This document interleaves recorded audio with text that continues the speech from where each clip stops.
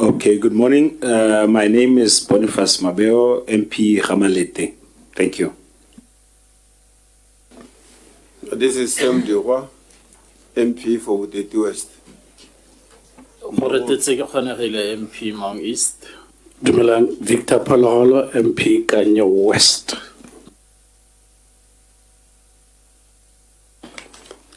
Shima Monaching, MP Molepola Centre. Lepage Lesedi, MP Saroy South, member of this committee. We have 3 members who are not here. Honorable Jacobs, Honorable Tamara. Oh, sorry. We have 3 members who are not here.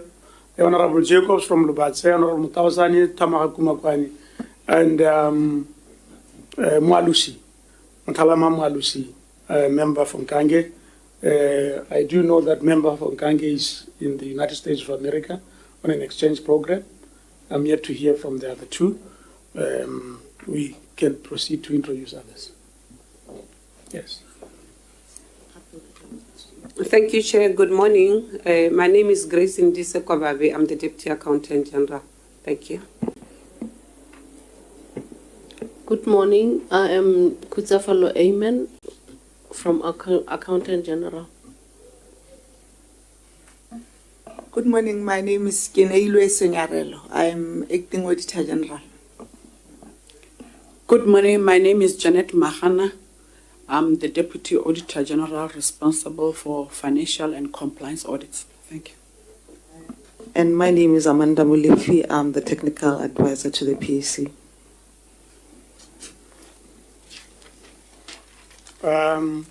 You can introduce yourselves. Thank you. Thank you, Honorable the Chairperson of the committee. My name is Huizima Moregisi. I am the Permanent Secretary in the Ministry for State President. Thank you. Good morning. Good morning. My name is Janet Dialotse. I'm the Chief Accountant from Ministry for State President. If you allow me, Honorable Chair, may I kindly introduce one of my colleagues who I have requested that they've come in because of some of the issues that they are raising.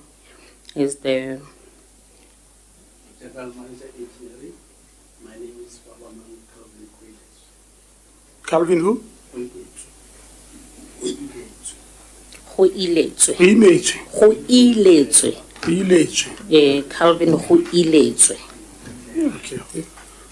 Okay. Thank you very much. I guess others are parliamentary staff. Do you also want to introduce yourself? Or it's going to take time? Thank you, Accountant General, the back. Good morning. My name is Fiona from Accountant General. Good morning, Dr. Sindula Mubwana from Ministry of Finance, Accountant General.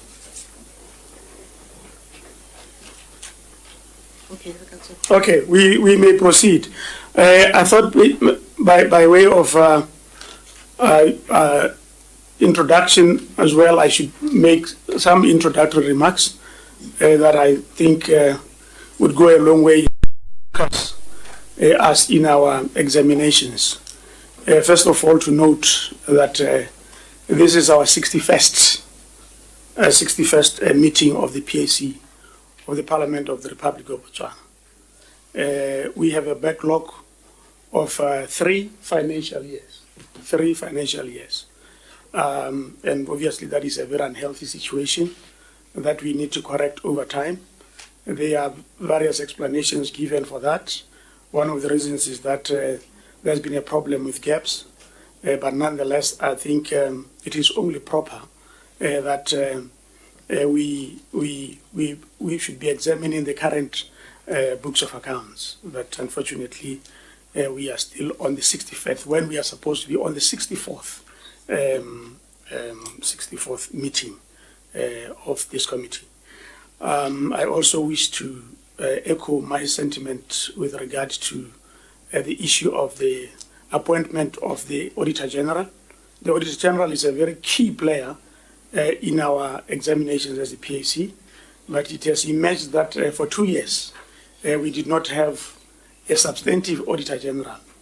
That to me is quite very worrying, and it's a matter that we shall address as a committee and see how best we can intervene in terms of asking the relevant authorities to give us a thorough briefing on why the situation is like it is. So that is an issue that I wish to echo. I also want to say that we are examining the books of accounts as the PAC against the backdrop of two important issues that I prefer to call them two important changes. One is that there has been a change of government in the Republic of Botswana. That is a very significant change, one that one hopes would qualitatively improve the lives of the people of the Republic of Botswana. And because we have had a change of government that proclaims the concept of human rights as its anchor, we want to believe that all of us, as we examine the books of accounts, we bear that in mind, that the new government proclaims human rights as its anchor. And as a result, we should be conversant with issues around human rights, because human rights is very fundamental to the improvement of the quality of life of all persons. So we are the first PAC under a new government, and we must take ourselves seriously. And maybe if you see certain departures from the norm, it is because we want to present ourselves as people who are bringing about some change of sorts. I know Honorable Kokonagele talks about structural breaks. Maybe if you see some few structural breaks as we proceed, you should know that we are doing that against the background of a change of government, a government that proclaims human rights. And as we examine, as we debate or discuss, we should be well aware that we are going through some change, which we believe will improve the lives of our people. Secondly, there is also a change. This country for a long time has not had a problem of money, but we are now faced with a situation where the state or the government is cash-strapped. We know that the Minister of Finance has said it time and time again that we have a serious problem of money. In his words, Arekana as and because as PAC, we have a role to play here in terms of making sure that there is an efficient and prudent management of the country's finances. And I want to underline the two words, efficient and prudent management of the country's finances. We can't behave as if we are operating in a period of plenty when we are operating in a period of scarcity. So it is upon all of us who are concerned to be able to take this very seriously, that we are operating in a place of scarcity. And as a result, every tab becomes very, very important to save. That is one thing that I had wanted to share with you. And drawing towards the conclusion, I wish to say that we know the challenges facing our country.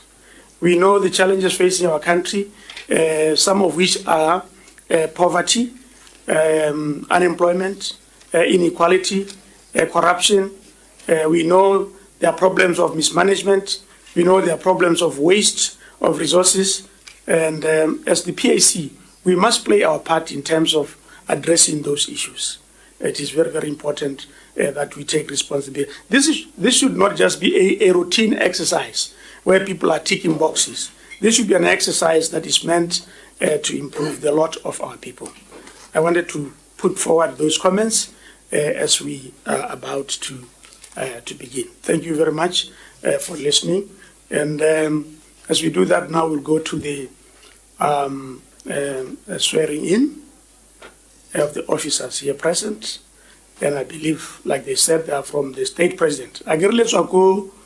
leswa ko state president, minister of state president. Yes, sir. Ma Morekisi. Wena ga sela ntara kopana kere. Error. Re ke le ra nna ra kopana pele. Ma ke neilo, I'll just call you Kineilo. Wena ke la nthauta ka kwana. Yalutse. Yalutse. Error. Janet Yalutse. Janet Yalutse. Asela nthauta. Tota ni kere hala kere batho betso re hano re mmogo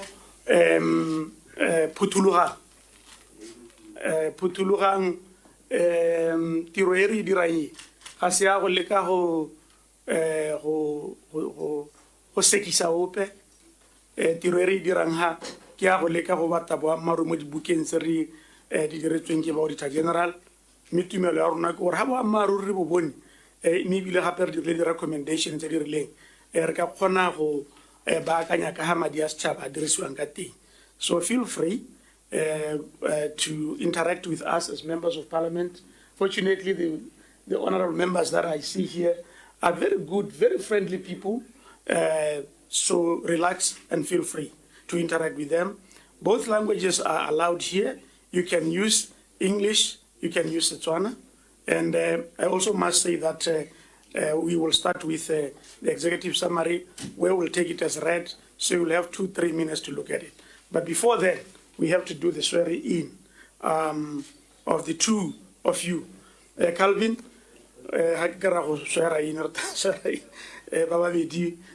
so what you'll do, you'll go after me. When I say I, you follow me.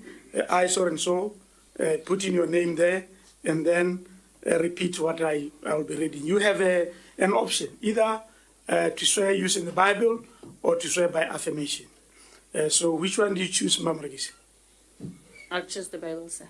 You choose the Bible. How top of Bible le gore gore go hale o ba le go la gago la molema e tswa go hale ba makadina makadina makadina Mam Regis agrim bless to no kana I ke ba la molema kore hager I when or I we bua lena la gago I who's Mamorekisi, swear by Almighty God swear by Almighty God that the evidence I shall give before this committee that the evidence I shall give before this committee shall be the truth and nothing else but the truth. And nothing else but the truth. Help me God. So help me God. So help me God. Thank you very much, Mam Regisi. Yes, and then we go to the finance director. What is the position called in the ministry? Oh, you are the chief accountant. Yes, sir. Chief accountant. So you follow me. I, and then your name. I swear by Almighty God swear by Almighty God that the evidence I shall give before this committee of parliament shall be the truth, the whole truth, and nothing else but the truth. So help me God. So Modimo tare thusa. Go bua boammaaruri jo thela jaaka bontsi. Like I indicated, we shall commence our examinations by looking at the executive summary. We don't have all the time in the world, but I would maybe give Mama Regisi about 5 minutes just to summarize the executive summary. We take it as read. I know members of parliament are very busy. They may not have read, but those who have read will then pose questions or seek clarity on the executive summary. Thank you very much. Thank you, Honorable Chair. Good morning, honorable members of the committee, the technical advisor and your support, members of the press. Honorable member, I'm going to summarize as instructed. Say we are covering the report that is of the departments under the then Ministry for Presidential Affairs, Governance and Public Administration. You will recall, sir, that in 2018 there was a rationalization of ministries, where this ministry was renamed Ministry for State President, and there was further rationalization, say, in this current year, where there were some other major changes where the Ministry of Defense and Security was actually subsumed under the Ministry for State President. The report covers the departments that were under the ministry then, and some of them are still under the current ministry, namely the State President, the Office of the President, the Office of the former President, both His Excellency Ramogai, Broadcasting Services, Printing, National Strategy Office, and the Office of the former President, His Excellency Ian Khama, the Counter-Terrorism Analysis and Fusion Agency. I must say, Honorable, that even though the ministry's mandate is broad to include other independent departments, those independent departments will appear before your committee on their own, under their own accounting officers, and those will be the DPSM, the National AIDS and Health Promotion Agency, the DCEC, and DIS, even though they are aiding towards the fulfillment of the mandate of Ministry for State President. The ministry, as it is currently, has got, and the ones that I've been reporting on, are those that are just the key business units and the departments of the ministry. And the key business units are National Disaster Management Office, the Disability Office, and the District Admin. And the departments are Broadcasting Services, Information Services, Printing and Publishing Services, Corporate Services, and we do also deal with Auditor General, Ethics and Integrity, National Assembly, Red Cross, and Independent Electoral Commission. But like I say, these are some of those that stand on their own. In a nutshell, Honorable, the ministry can be summed up as being the ministry that provides overall leadership and coordination of the national agenda. We do support the Office of the President through the Ministry for State President for the coordination of the nation as a whole.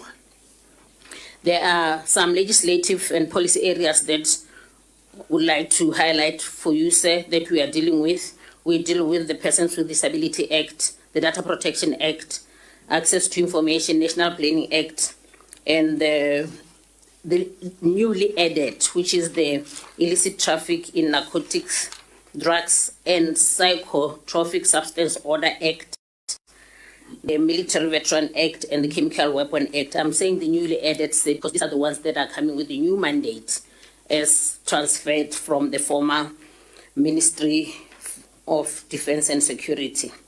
There are some legislative reforms that the ministry is looking into as we go forward, and some of them will be elaborated by the relevant accounting officers as they come here. The Electoral Act is going to be reviewed under the ministry, the DCEC Act, and we are also in the process of transforming the broadcaster, which has been under the state as a state media, to the public broadcaster. We are currently reviewing the Public Service Act. Those are some of the legislative acts that we are dealing with. I want to just briefly also touch that as part of the restructurings that I talked about, the offices of District Commissioner, which were originally 12, and as part of the decentralization, were moved from 12 to 31. So the ministry is responsible for 31 districts across the country, and that has actually demanded that the ministry should improve the infrastructure in the district commissioners to accommodate this, as well as the financial and human resources. The ministry is currently also coordinating through the National Planning Commission, which will also appear as under the preparation of NDP 12. We are currently consulting on the National Development Plan 12. And as you are aware, a decision was taken that the transition plan be extended to accommodate intensive consultation with the nation as we prepare NDP 12.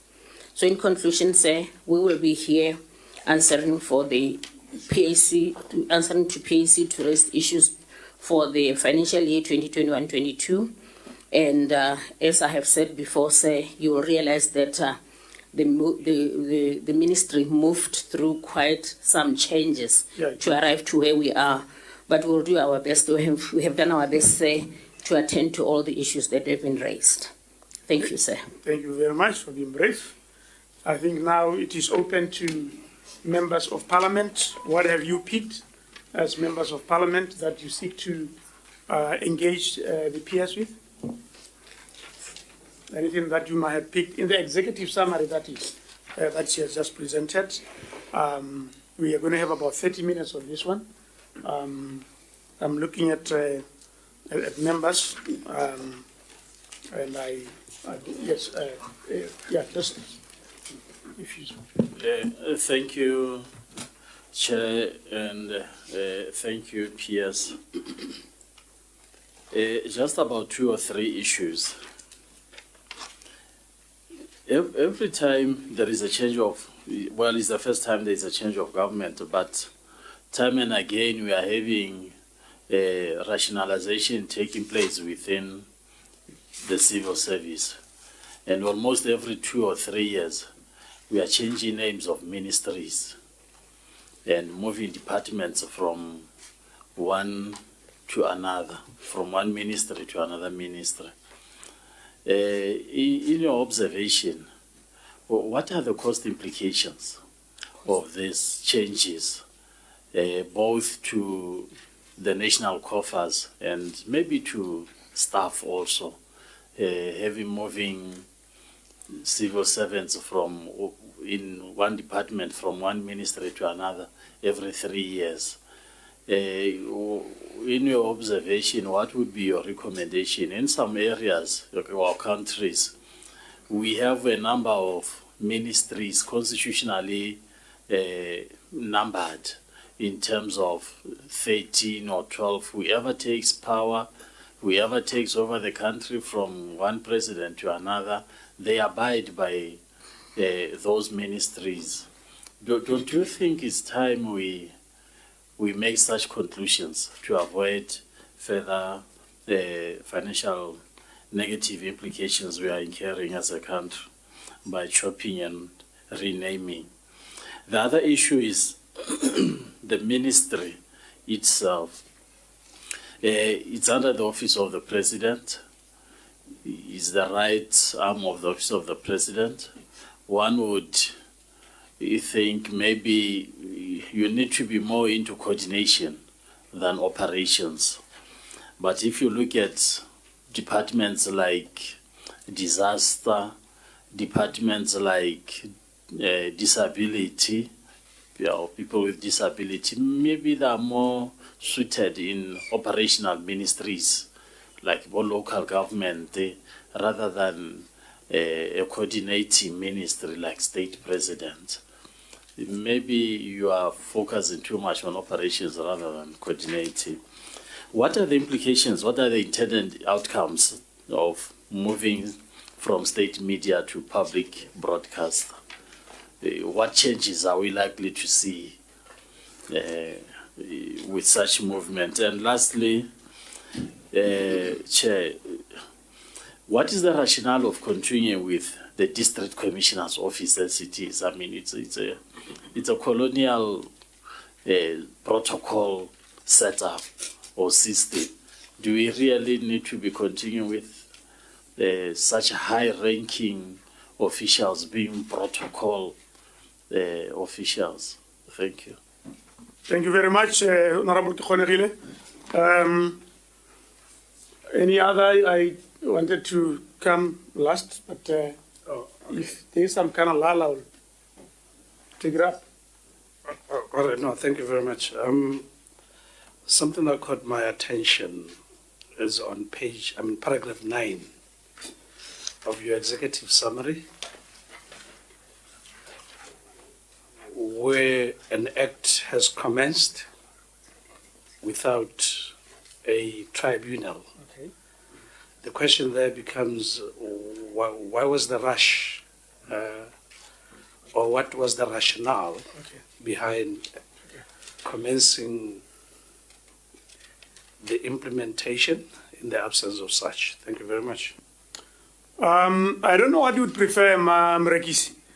Do you want members of parliament to give you all the questions and then you'll answer them, or you want to respond as they ask the questions?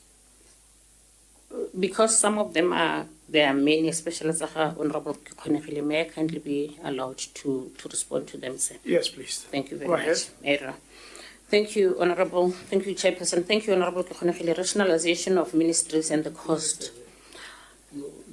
Let me hasten to say rationalization is usually used to create efficiency. To create efficiency in both the operation and the cost, so that service delivery can improve.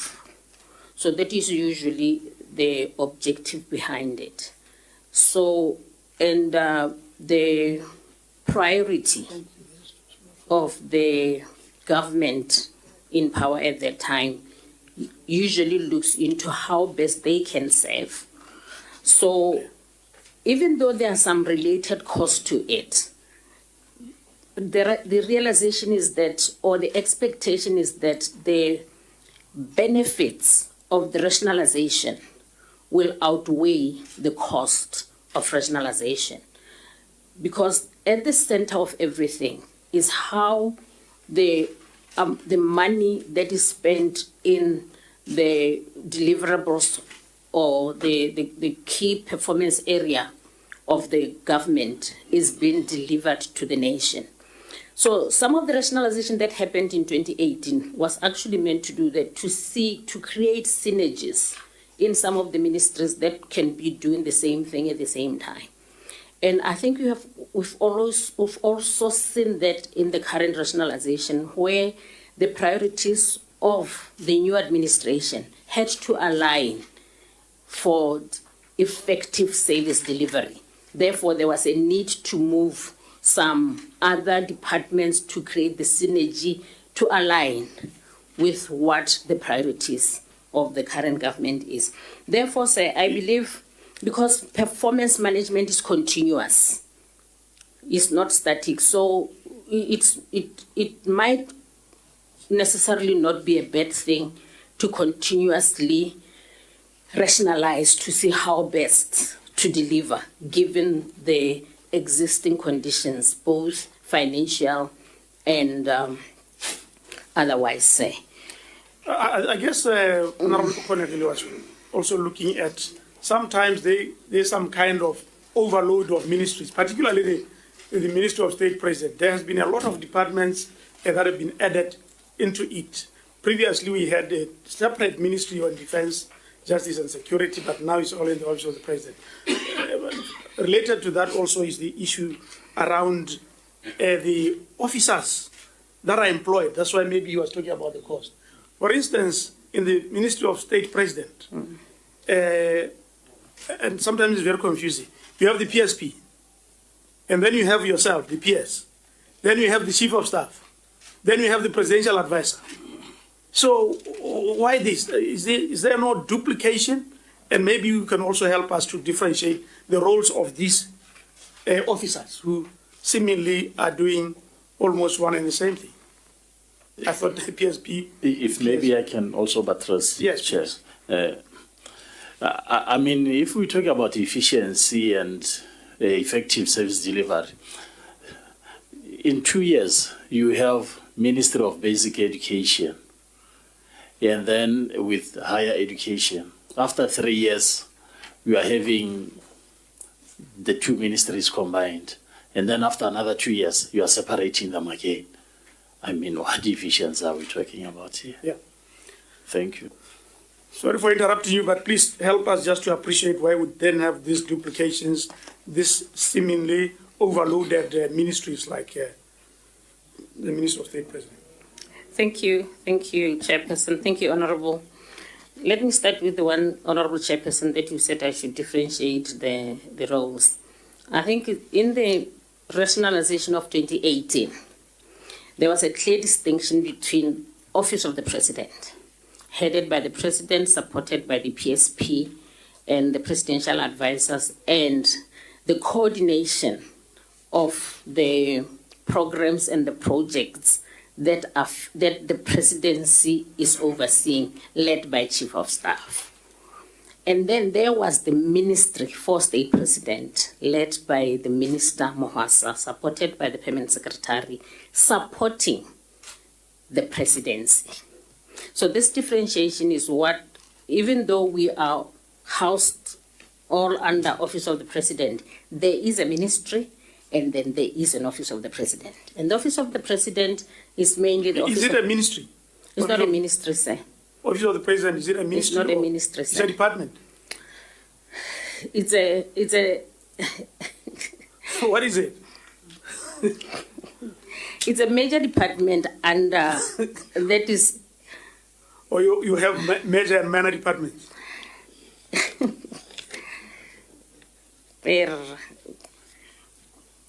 It's not a ministry, sir, but it's just an apex coordinating body of government that is supported by Ministry for State President.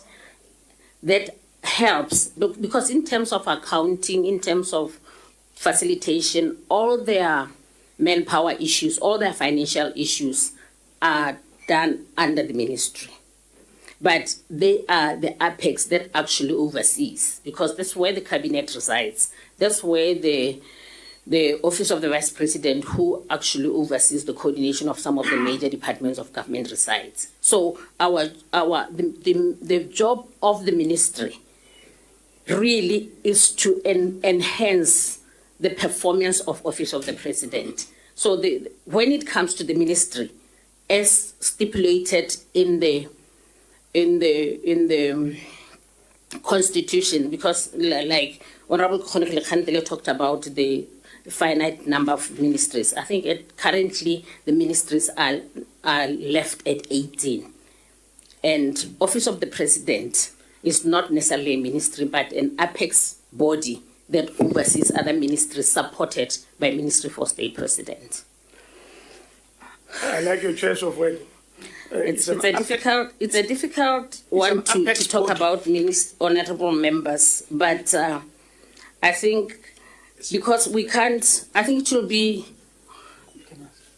it cannot, Office of the President and the President cannot be a department of the minister, but somebody needs to facilitate them. And they had to be elevated because of the housing, the head of state, to be elevated but supported by one ministry, which is the Ministry for State President. So it's a very difficult one, Honorable, I do agree, but it also is very odd to try to say the Office of the President will be the department of the ministry. Oh, but okay. when it comes to supporting, when it comes to the functional, everyday functional of this office, the minister has to take charge of that. Okay, that's fine. Yeah. But I mean, one also coming from outside would be very interested, even in the hierarchy of these people. Who supervises who around here? But you had... Yeah, thank you very much, Mr. Chair.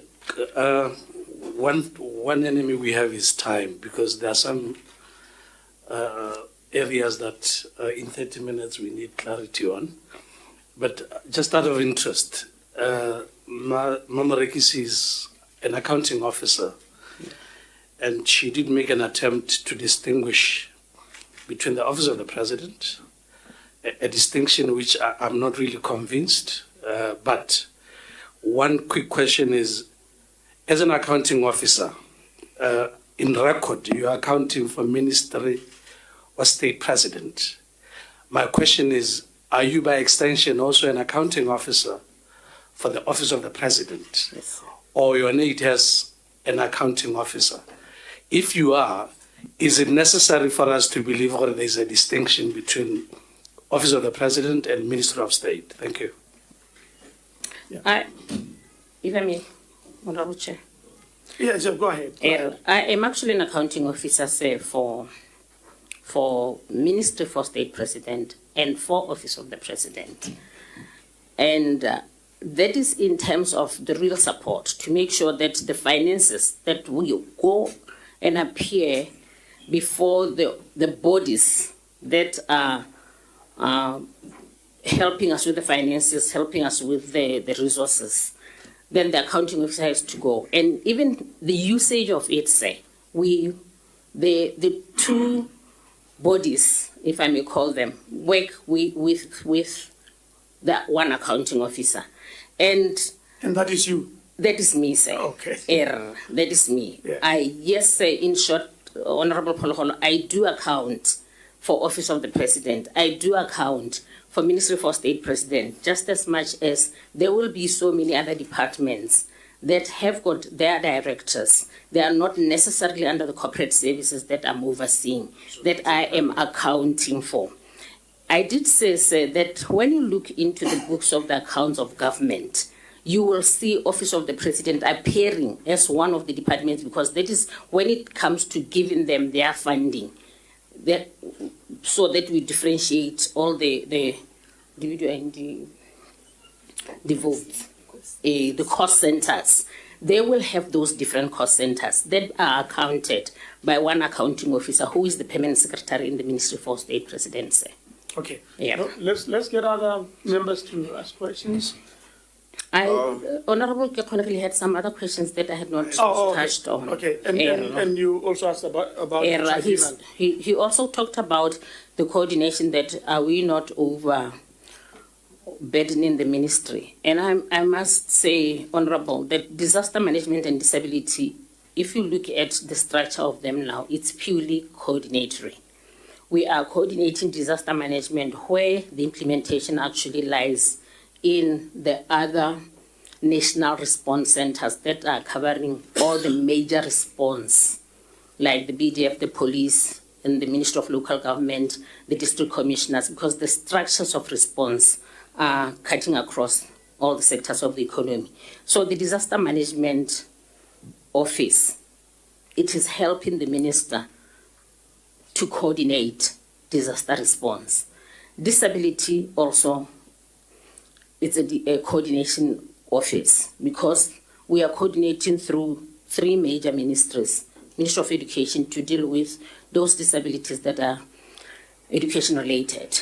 Then we've got health ones, and then we've got social development ones that the Ministry of Local Government and the Ministry of Education are dealing with it, which we also deal with the offices of the district council and the district commissioners to coordinate disaster throughout the country. So I do agree with you, say, that the role of the ministry is more coordination than implementation, say.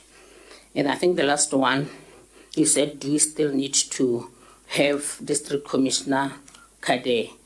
But I think given the fact that service delivery, say, which should always be what the government should be looking into, how their services are coordinated, even at district level. The office of the district commissioner still remains very relevant to ensure that there is a coordination of all government within the district. All government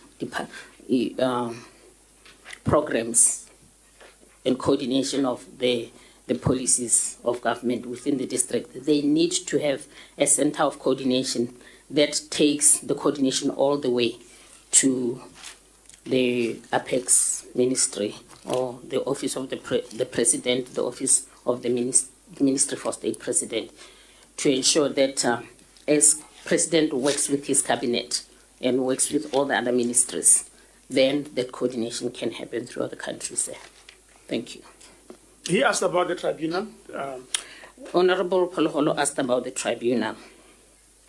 This is one law, Honorable, that started, and because of the readiness of the implementation of the law, there was a need to keep on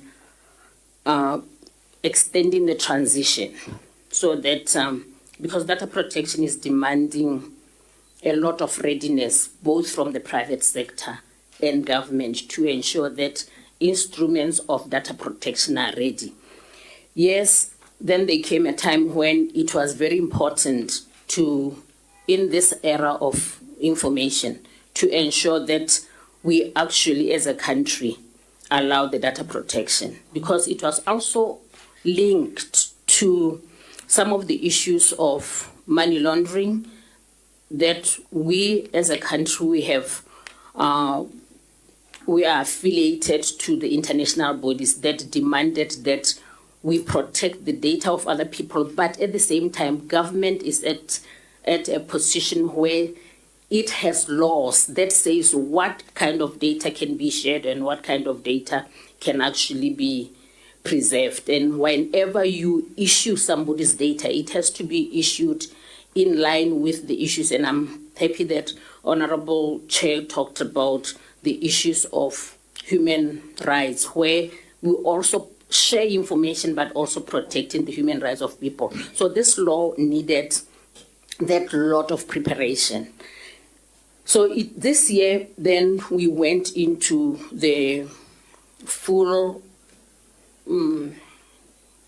commencement of the law. And the ministry, yes, is lagged behind in informing the tribunal, which we will finalize soon, say. That's the best that I can to say. Yes, there was a need to commence the law so that we can also be in line with some of the expectation of the country. And the tribunal is going to be finalized soon, sir. Yeah, but as of now, people who have got grievances, they have no recourse. They can raise that through the ministry, sir. Okay. Yeah. Honorable Yuha? Dumelang Beso. I have just learned more reporting how the districts are no more 12, but they are 31. So, now it appears, Hadina 31, there are more than the tribal territories in the country. Like, example, Nwatu, it has more districts in the territory. So, what challenges are you experiencing? Are the Khosi, do they accept this mushrooming district in their territory? Is there smooth operations between the Khosi the districts? Because I suppose there might be challenges. Happy the other thing, what did you manage to man all these new districts with personnel? Because some personnel, they reside in other districts and operate more than 2 districts. So how difficult is it to provide services to the people if you are manning more than 1 district? And what are you doing to address this situation? Because you can't have one person cover districts than 2 and expect him to do to be productive. The other thing, didn't you experience maybe the problem you're housing? Lea the offices, that's when these officers, so how do districts in Siang? And if there are problems, then what are you doing to address the situation? And how soon will be those challenges be addressed? Yes. Let me write on that one, Mr. Chairman. Okay.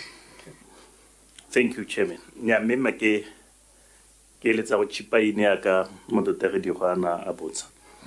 Ko gore gona ha re bua ka di district le di district commissioners. Ke ne ke re gongwe ke utlwisisela ke kganya ya clarity. Ke botsa potso e ana gongwe motho a ka ipotsa gore ke botsa eng, mme ko phelong ya letsatsi ke na le mabaka a gore ke eng ke e botsa. Gongwe PS o tlhalosa gore mme tata gone bo molaodi ke eng, tiro ya bone ke eng as compared to ha moragonyana gale mo dingwageng tse di ha morago molaodi kana na a laola a tshwaraganya maphata a puso le accountability So gompieno ha ke itse nna ke le no se ke bona ke tiro ya molaodi ke go protocola hela gongwe o tone very specific to this one re tere o terene mo kutusisong e tshwanang. I thank you, Mr. Chair. Thank you, sir. Honorable Sedi. Thank you, Honorable Chairperson. Thank you, Redihwa and Honorable Lesedi. The moving districts from 12 to 31 was not just a decision of one government body. It was following the decentralization process by local government, where local government actually decentralized the local authorities to name district councils according to the work that was done by the decentralization. So this is actually tribal territories. If you pick, for example, say you'll find that when there were still 12 districts, we will be having one Malaudi covering very, very big area, covering all the way from maybe all the way to Pigwe and Bobobono, and being assisted by maybe assistant district commissioners in those areas. And like I said, a lot of reforms when were done, they were done really thinking about how to deliver service effectively and efficiently to the people of this nation. So a decision was done to decentralize and have the office of Bomolaudi reaching a bigger portion of the country, having Bomolaudi where usually we didn't have Bomolaudi, and then that is when 31 districts were actually agreed. So that the issues where the district where they used to be called sub-districts and led by Bomolaudi and having to have refer a lot of services to the headquarters, needed to have taken to where they are. So it is true, say, that we will not be able to, currently all the 31 districts are manned. And I did mention in the report, say, that we are working towards even improving the infrastructure Zaboni. Because yes, even though they need good offices, they are offices where they are. Manpower, if we have to improve service delivery, yes, we need to take manpower to them. If we have to decentralize the services of government, issues like bo mang go skwa no romela motho go headquarters wa go tsa o mang iskani re gona le motho o eleng gore o tshwentse gore bona bora le phalo be go tenyara le phalo go headquarters. So definitely expanding the district will call for increased manpower, because that is the whole purpose, to ensure that the nation of Botswana is served. So we've been working with the Department of the Directorate DPSM as part of the manpower planning to ensure that there is adequate manpower to man these offices across the country. Honorable Lesedi Nare mmegone bo molaodi ba dirang gore bogologolo they were actually coordinating the work of government. They are still actually continuing to do that, sir. You will find that under the office of Molaudi, there will be other ministerial posts that are being coordinated, so that if a district has got programs and projects, Molaudi with all the other central government officers will be working together to ensure that those programs and projects are actually implemented. A case in point, say, is one of the disability that I talked about earlier on. We did realize that even though the coordination I originally said it's within the 4 ministries, but the people who need to be served are actually out there in the district. So it is within the office of the district commissioner that there will be a disability unit that the Molaudi is overseeing and working with all the other coordinating bodies to ensure that people are actually assisted. Chair. Thank you, sir. Sorry. Can I make a follow-up on that? Maybe because. Maybe as a follow-up, can you give us maybe distinct, say, difference between the district officer's role and the council secretary? Because it appears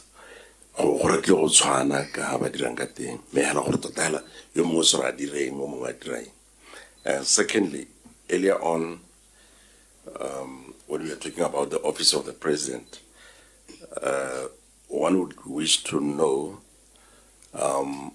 maybe staff complement of office of the president, and also say the budget that you had for the last financial year. Thank you. Thank you very much. You wanted to make a follow-up? Just a follow-up more for decentralization, because there seem to be a difference of opinion and direction within government in terms of decentralization. Local government believes that when it talks decentralization, it talks to mapata amangwe asena kemedi in the district, but ali under bone local government.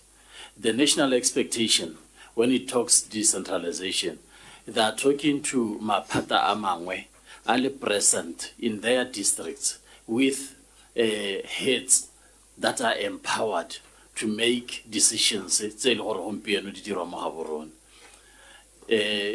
Lona mme as a coordinating ministry, what is the direction that the government wants to take in terms of decentralization? What is the time frame?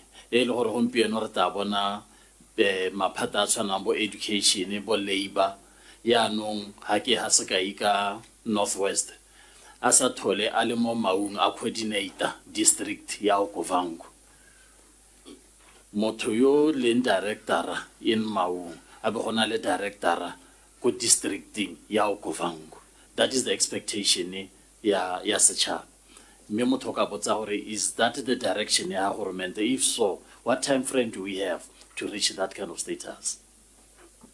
I think the last one before the chair.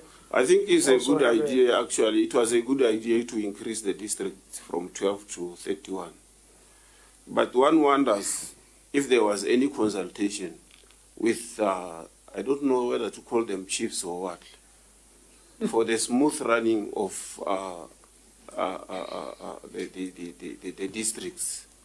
Because I foresee a problem where some chiefs do not actually support the establishment of some of these districts in their territory. So how are you going to evade conflict now if at all they were not consulted? Thank you very much. Please answer them. I have a few questions to put to yourself. Ukabara. Thank you, Honorable. Distinguish between the DCs, Honorable Monaghan, distinguish between the DCs and the council secretaries. As you are aware, say, government is, governance in Botswana, in a central government, the local government, again. So the local government, which is, and the local government structures, which are under Ministry of Local Government, are actually headed local government and ensure all the policies and programs that they differentiate tribally, and all the councils, the jurisdictions that's when it's a council, and that is where the council secretary is actually overseeing the area that is under them, as given by the local government legislations. So they are reporting directly to another level of governance, local authority acts. And then there is now the central government, that the local governance is reporting to the central government through the Ministry of Local Government. But there are so many other ministries now that needs to be operating in the districts. And that is why the district commissioner, and also to be touching on the Kanyahare, Honorable Kekonegile, the Honorable Ndihwa, the district commissioner will now be working with other government departments, not local authority departments, not local government departments, but other government, education, youth, within the local authority and coordinating. And that is why every local authority has got the committees that are chaired by district commissioner, supported by council secretary, to ensure complementarity of what they want to do for the districts. And allow me also, Honorable Chair, to say Ghana decentralization is a policy of Ministry of Local Government. It started with local government, they consulted on it, they took it to cabinet, they took it to parliament, and then every ministry of government needed to comply after the law was passed by parliament. And as that decentralization policy was now passed, it was up to now everybody to implement. We did implement through moving the district commissioners so that one district commissioner is not serving many districts. One district commissioner serves one district. And it is now the duty of Ministry of Education, Ministry of Agriculture, Ministry of Lands to ensure they also comply by sending relevant government officers to head their operations at district level. And that is where now the coordination by the district commissioner comes in. I am aware, Honorable Kekonegile, I'm aware that there are some districts that are still not headed at the appropriate level, but that will be for those ministries to really be working towards that. We in the Ministry for State President, we have ensured that Balaudi is headed at F2. Actually, all the posts are created for all the 31 districts as per the decentralization policy as it was iretlama to implement the law. Honorable Duhaur Lehongwe Hawa consult to say, I kindly request through you, Chair, that maybe when local government land, local Minister of Local Government and Tribal Affairs comes, maybe they can traditional affairs. So maybe they can be in a better position to talk about the consultation, say, because that was the policy that was done by them. I might try to answer and misrepresent them. So. Thank you very much. If you, the council. Staff complement and budget. Oh, okay. Complement and possible budget. Can I be? How's the exact number? Let's say staff about 20 something, 30 something. Just a general view. Can I be requested to send, because my corporate services DPS is outside. I really don't want, because we can get that. We can later. Get that later in the budget. But don't forget your question. Yes, I have a few questions too. When the budget is done, each of the cost centers underneath separate. And then, if you go to page page 129, this one, okay. You see when they do their budgets.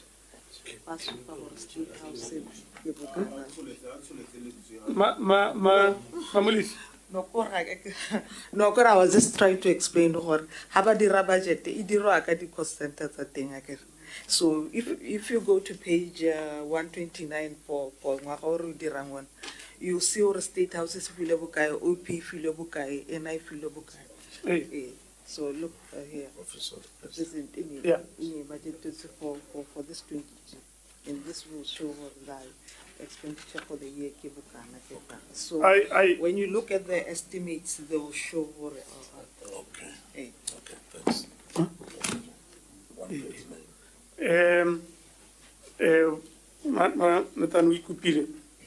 I'm going to ask a few questions because I wanted members to engage, and then we'll go to the next level where we'll be discussing the memorandum of progress.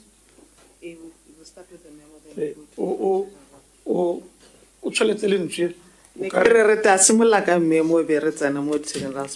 There isn't much anyway in the memo. Okay. And then I think you got to get your notes ready for the Auditor General's report as well. Just a quick one, she's coming back.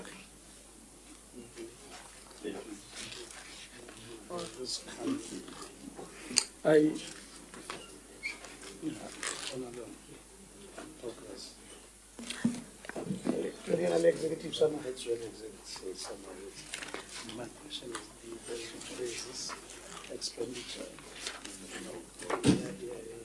7%. Question, do you raise this because it's under the executive summary? It can still be raised. For the recent in UNA's executive summary.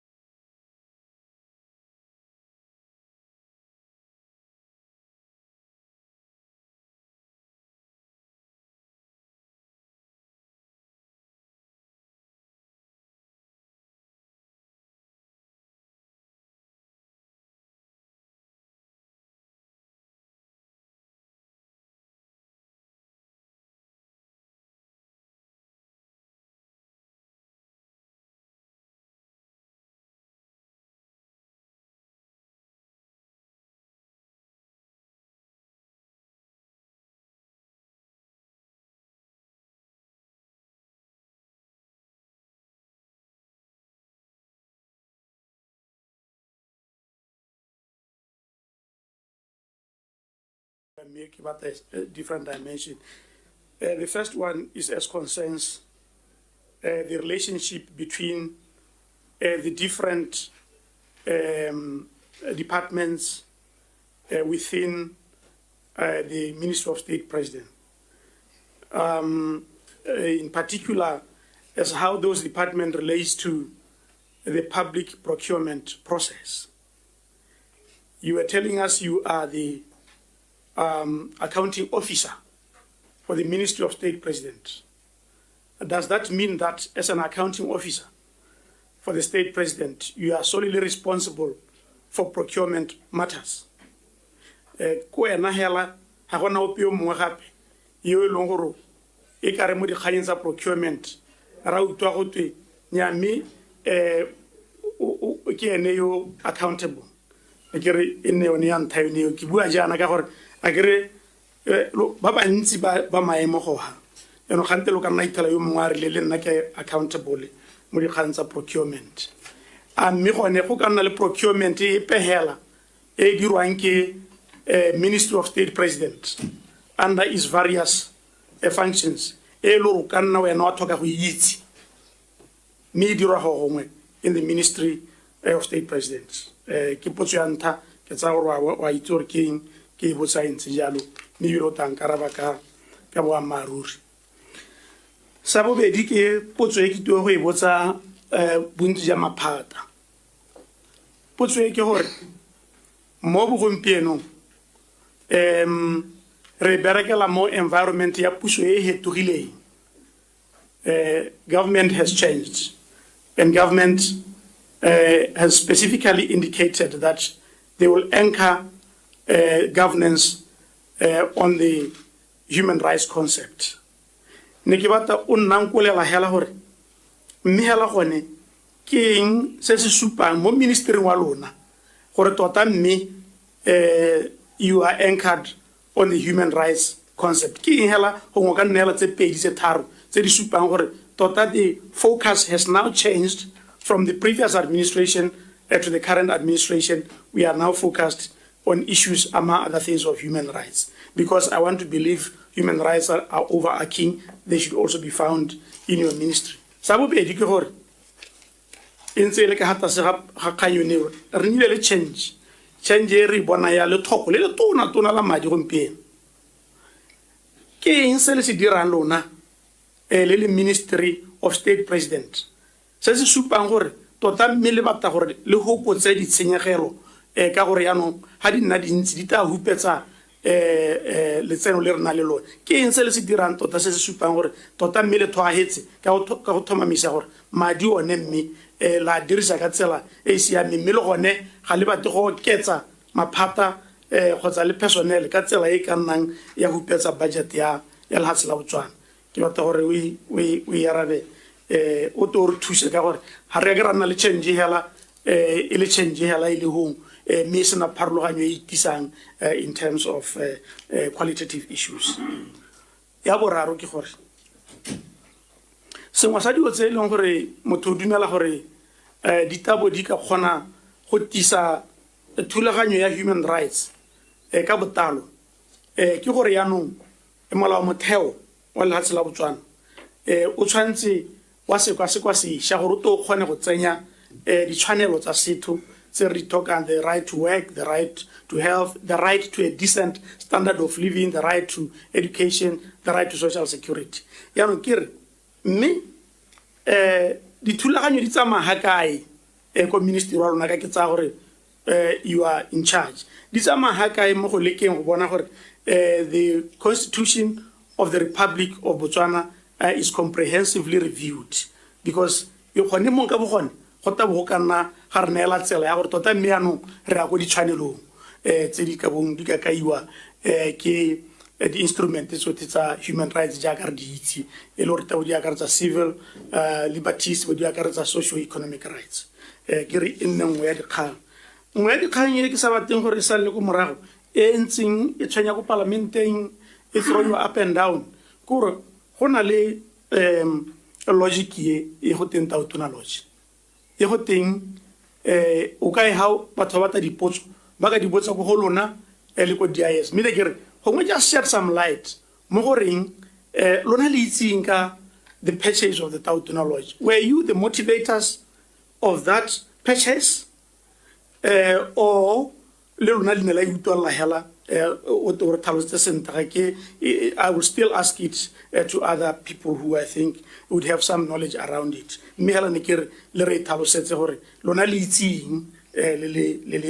Ministry of State President ka tautology e rekuleng ka madi a 58 million e bile re itela mo dibukeng tsa rona yaanong ile one of the state assets tse leng gore they have an investment dimension.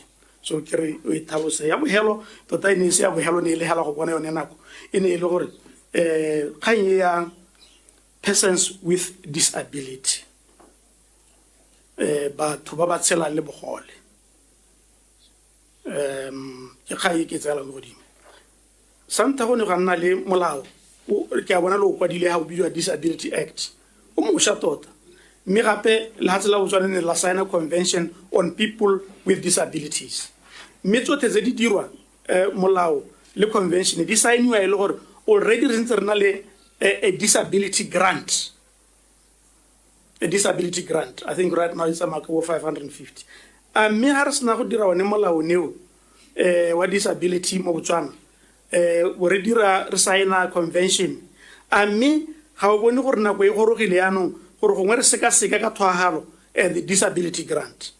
Me seng hela ho ke re ha o e araba gape o bo ka re tsenyetsa kgang yone ya gore batho ba ba tlhokomelang bone batho ba ba tshelang le bogole le ikela go dirang ka bone ka gore gompieno go na le batho ba e le gore ga gona gope ko ba yang teng ba nna hela hong because ba tlhokometse yo tshelang le bogole a gona le sengwe se gompieno se diragalang se go supa gore nya tota mme you are moving in the direction of the Disability Act as well as the Convention on People Living with Disabilities ke re di kgantsene ke re gongwe ko di nkarabele mothoetso ka ke dumela gore di ka re thusa thata and the decentralization aspect yone ya khantsa disability gore motho o na le disability kgotsa motho o tshelang ka bogole ha mo itela tshwantse go tsena di office tse dintsi pele ga bona thuso mme le gone thuso eo mo malatsi ya gompieno o itela e kgetholola gore wena bogole ja ga bo lekana wena ja go bo lekane kere is there something that is currently being done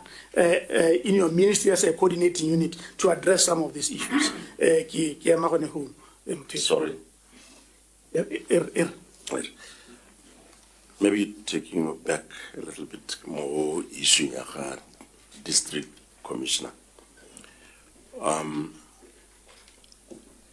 One wonders why any district commissioner are serve under local government, maybe to help coordinate the decentralization process simply. Okay. Thank you. Nyame ke tsa gore o tabohelo ya tsa ile ka nentsi ya kerele ga ene bathutere ba isetse morago then you can go into the issues that I've just. Thank you, Chair. On Honorable Monaghan's issue, District Commissioner, you will recall, Honorable Monaghan, that prior to 2018, District Commissioners were actually under local government. But there was a decision that was taken to separate them so that they can actually elevate the overall coordination. If they have to coordinate what even the district commissioners were doing, then there had to be a separate entity that actually just overlooks everything that every other department and every other authority within the district, because they're not just looking at local government or central government, they're also looking at the activities of what other private sectors are doing. So that was the rationale, and that was why they were actually elevated and moved from Ministry of Local Government then to Ministry for State President. I believe it was done, like I said, for enhancing the overall coordination of government programs and policies across the nation. When it comes to the issues that the Honorable Chair has asked, the relationship between the different departments of MSP, Ministry for State President, like any other ministry, will have different departments within the ministry and what we call the independent departments that are actually serving toward fulfillment of the mandate. And they might not necessarily be reporting to the permanent secretary. They might be reporting directly to the minister. And like I had said, IEC, DCC are some of those. And for also elevation of, because the Ministry for State President will be looking at their departments, and Office of the President through the Permanent Secretary to the President will be looking into the coordination of the overall government. So some of them, like Body PSM, will be reporting directly to the Permanent Secretary to the President.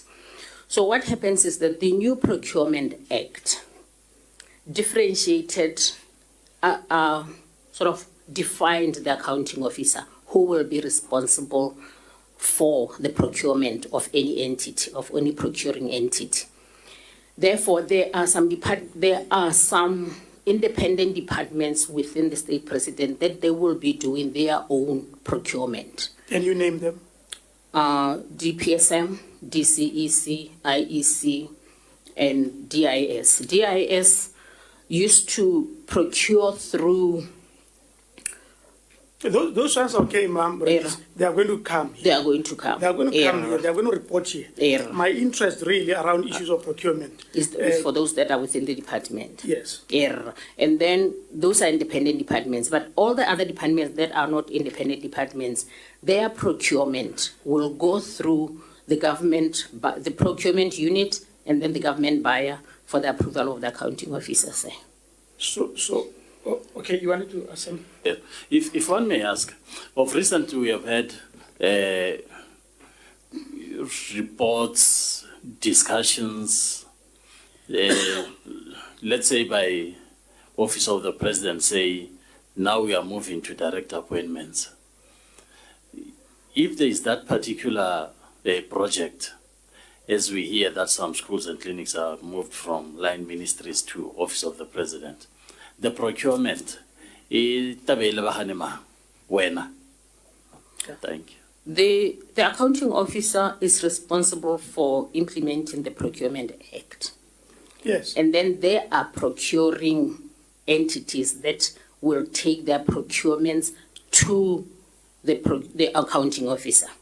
So all these departments, they do their procurement, submit to the procurement unit, scrutinized by the government buyer, and submitted for the accounting officer to approve. And I work very closely with the government buyer to scrutinize whether any procurement that reaches my desk is actually done according to the Procurement Act. So the Procurement Act has actually allows four major processes of procurement. There's what we call emergency procurement, when there's a real emergency that needs to be attended to. Just a second. Thank you. I can't remember procurement in the Ministry of State President without your knowledge and possibly approval. Yes, sir. Hagona. That's how it's supposed to be, sir.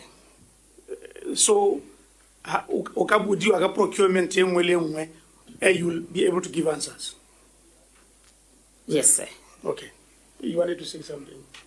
But can I allow me to conclude the point that I was trying to build, sir? And I was saying the emergency procurement, the direct appointment, the open tender, the restricted bidding, the open tender. Those are the methods that are allowed within the procurement. What we look at is when they bring the ITT and request to use a specific method of procurement, we look into the reasons that they're advancing. And in consultation with the procurement unit, the buyer, and the accounting officer, we look into whether all the processes have been followed, and then people can actually be given what they are requesting. So if they are requesting for a direct appointment and they give reasons for direct appointment and we scrutinize the reasons and we believe they are reasonable, we can be allowed to do that, say. We always prefer the open tender method because of the fairness and the reach to everybody as far as possible. But it is not always possible to do the open tender. There are times that we do the restricted bidding. There are times that we do the emergency. And there are times that we do the direct appointments. If one may ask, I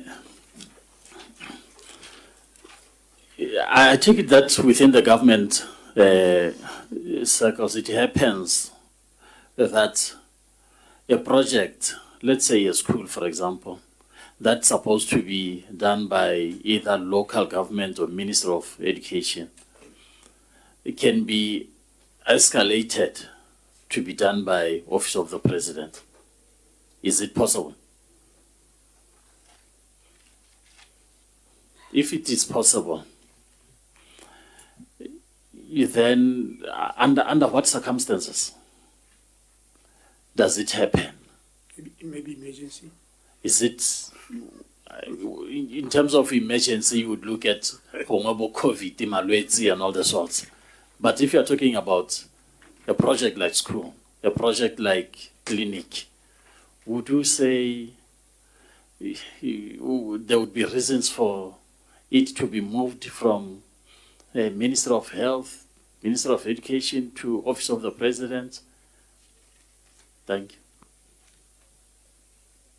Honorable members will be aware, sir, that government gives budgets to entities that are responsible for their mandates.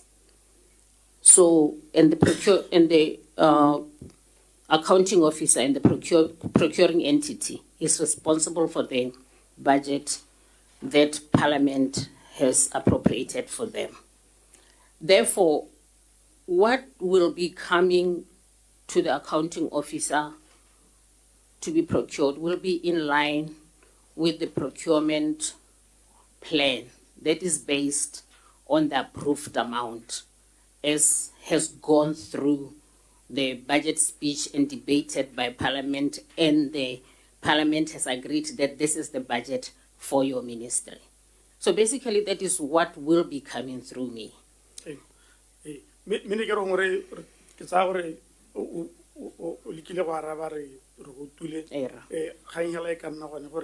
I think we come ask these questions because even the top leadership in the country, the open tender, we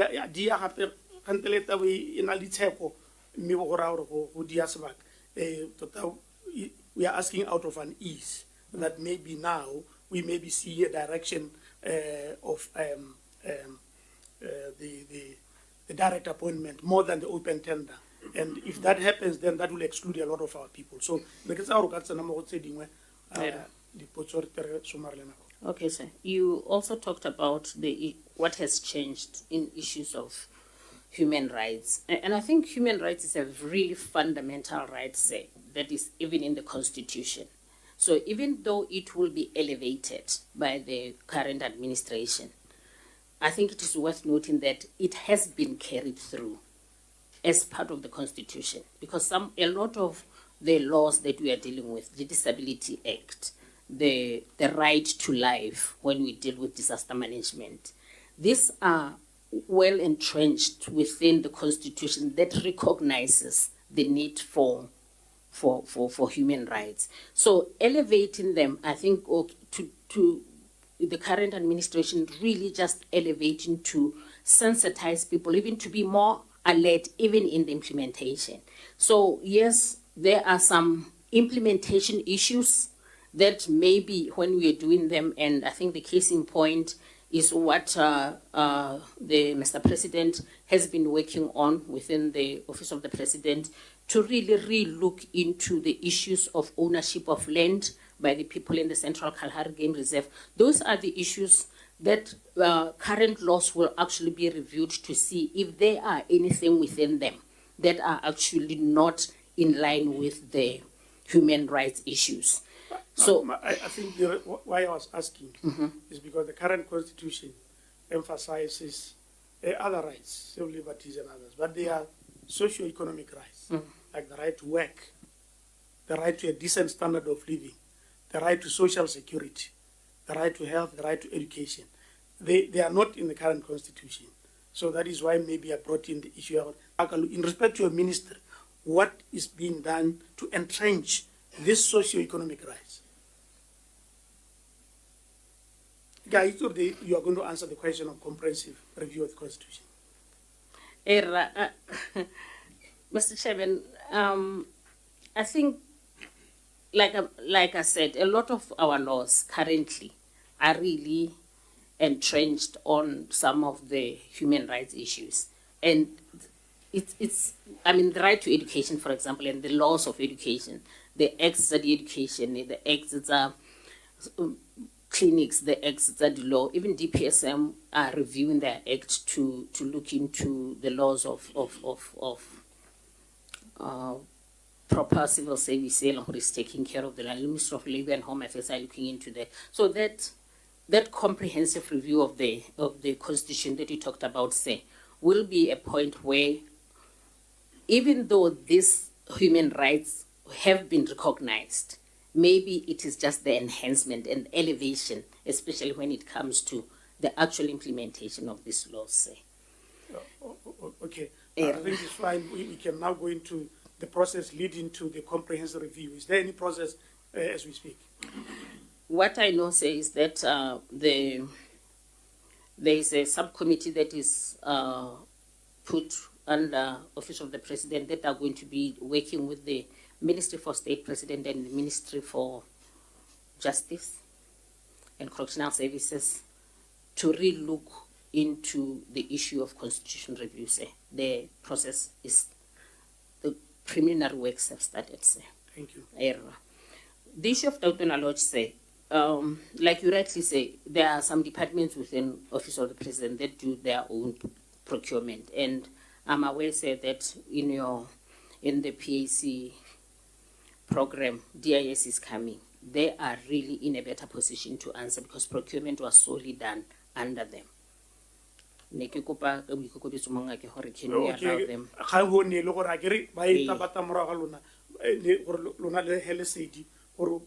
Did you motivate it? Or because I get just in the public interest. How Office of the President, and then Bata, Office of the President, so that's why we asked this question. And would you shed some light on the issue? But I will write that well. Oh, sorry.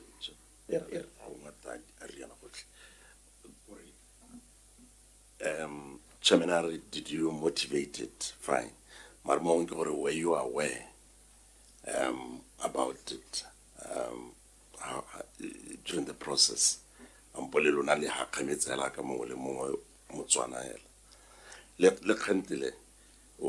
You talked of 12 districts increased to 31. I want to check your numbers. You got at least 16. But we will check even later.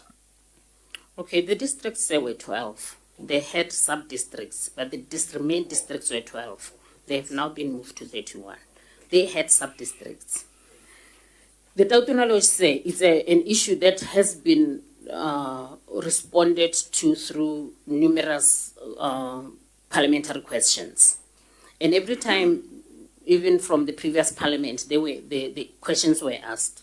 But because, yes, the DRWAG, Tautona State President, the facilitating body within Office of the President will always be DIS, because they are the ones that have done the procurement. So, yes, we are aware of it. We are aware that Office of the President through DIS did procure Tautona Lodge. But the how much, the why, and where the motivation of it, You didn't motivate it. I mean, just that. I mean, I don't think we want a lot of information from you. Did you motivate it, or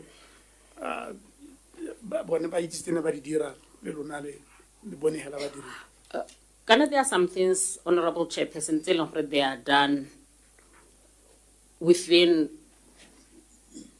other Office of the President, the Presidency himself, the President himself, with Mapatama.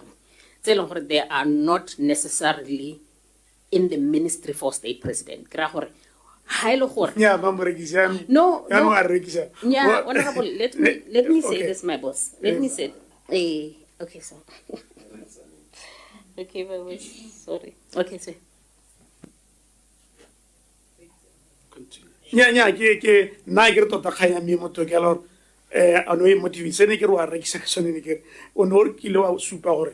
You are the accounting officer in the Ministry of State President. So procurements of a nature such as this one, it doesn't, I mean, on the surface of it, look like it has any security dimension. That's it. So, I agree we are still going to talk to DIS anyway. Okay, my boss, my apologies for speaking through you earlier on. Actually, I don't mind that. He's too structured. ha o bona ke toka ke tswa mo tseleng o bona ka re ke tswa mo tseleng ya o ka bua nkemise o. I don't mind that at all. My apologies, Ramonage. Please can apologize. Not here. Say, I think it is true that procurement will come to my desk. And when I explained the process earlier on, I did explain that it starts with the procuring units through the procuring entities through the procurement unit, and finally the buyer and myself. The question I was trying to answer now, did I motivate it?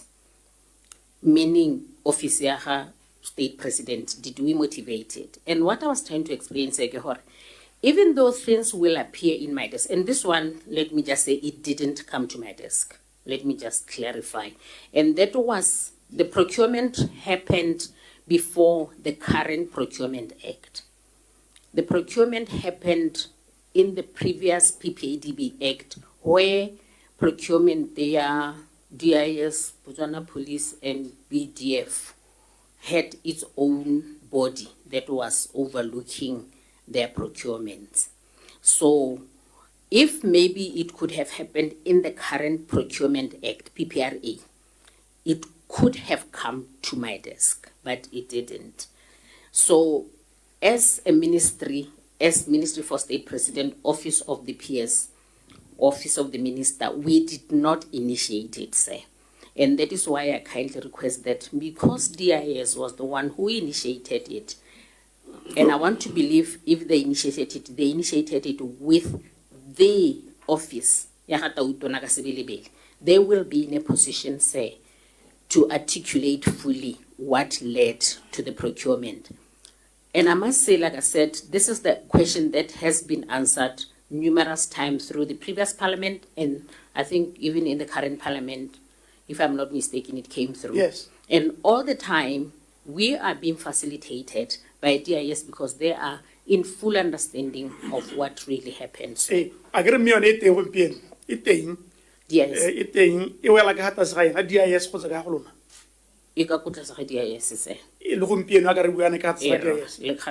Oh, okay, it's interesting because the answers we are given in Parliament seem to contradict what you're saying, but it's fine.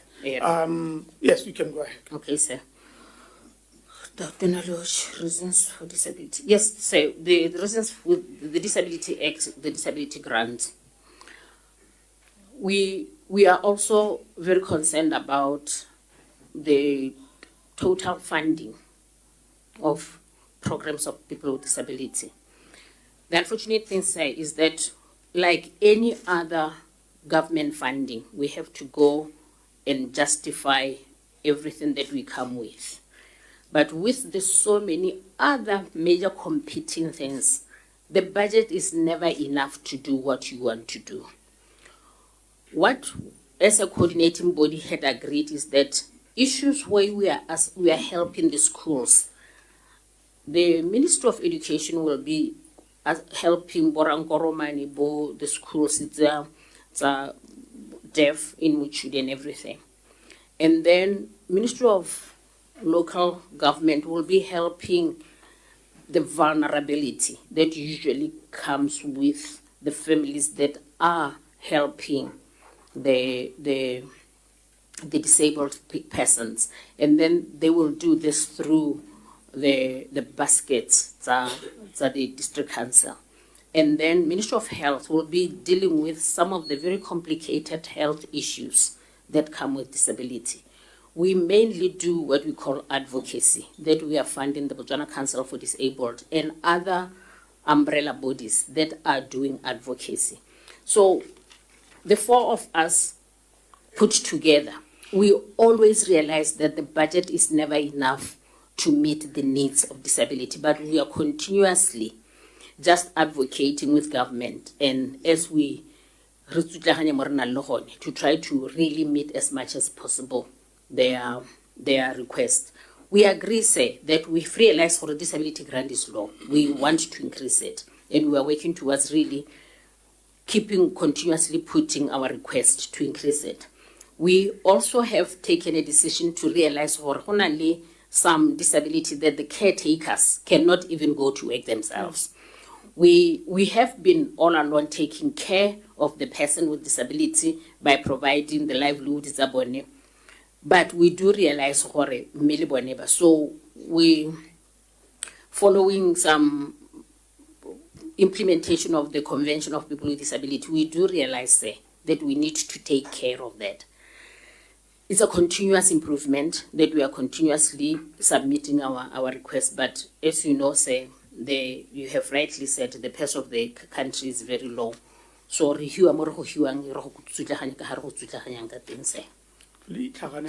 Chair, if one may ask, I'm finding it difficult to differentiate, let's say, other social protection programs like destitution and disability programs. What led you to choosing disability to be at the office of the president or state minister or state president rather than destitution? They were both at local government. Don't you see it's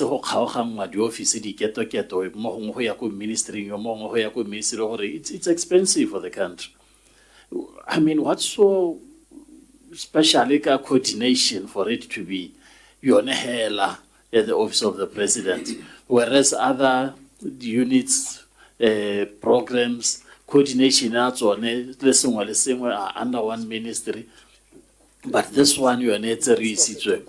You don't have time, the resources, the capacity, maybe that's why it is a move. If you take destitution and you take programs that are disability, the programs are disability because had you attention, attention, why don't you move them back to local government? No, ne kere gongwe we arabe yone re tsamelo go tswa leng khaye ke a itse gore mamolisiano o tshwenya ka dipalo tse di dintsi thata tse re o tsana mo go tsona ke di dintsi are sentata ora ha ero ra di dintsi thata araba, and then we'll give you the last slot lo pela la ka gore now ntshebetsa dio dingwe. So thank you. I think that usually when you come up with a methodology of doing things, the whole purpose is to improve. And if you coordinate to ensure that every aspect of the Convention of the People with Disability or every convention or every clause is implemented by different government departments, you need an apex body that can actually be looking into that. So the coordination to be in the state presidency was meant to coordinate and ensure that everybody pulls up towards a certain point. Towards one coordination point. Local government destitution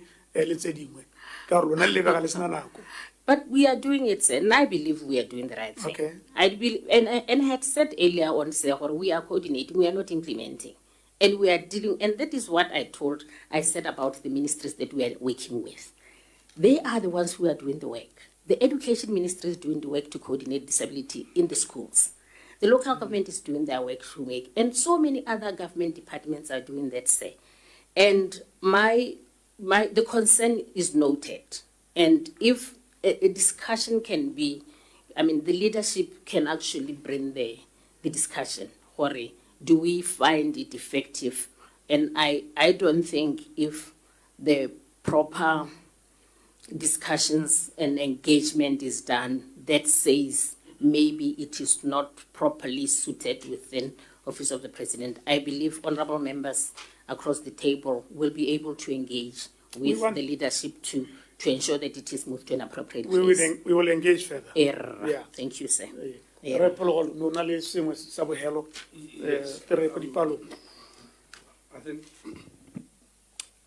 think perhaps 2 hours is not enough to deal with just the executive summary.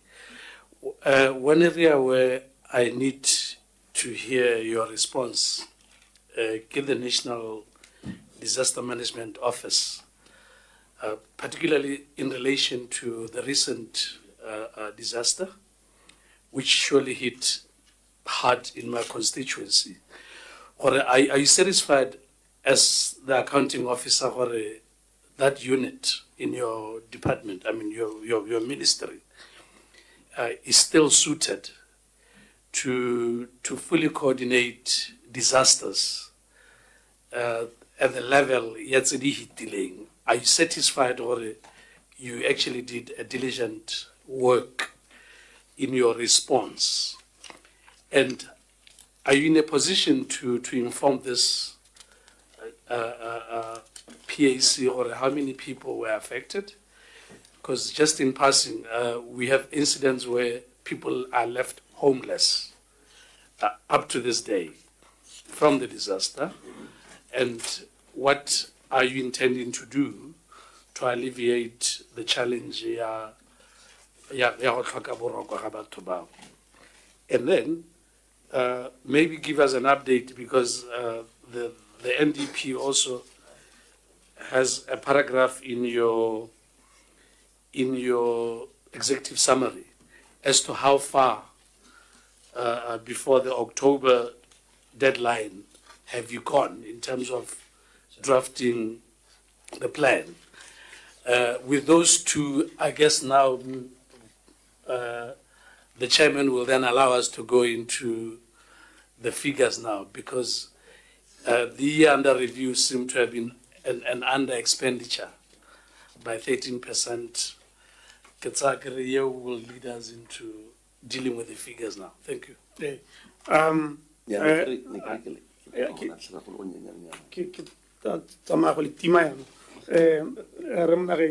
quickly. Very briefly. Ke se bete semolangwana tota ka issue ya Tautona Lodge.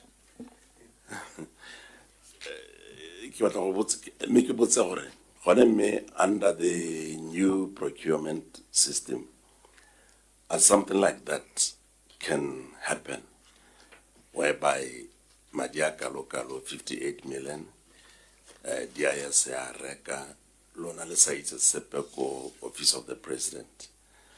And secondly, had you known about it, not you, your office, had the office, if you had known about it, would you have intervened? I know it's a very difficult question, but it's mortal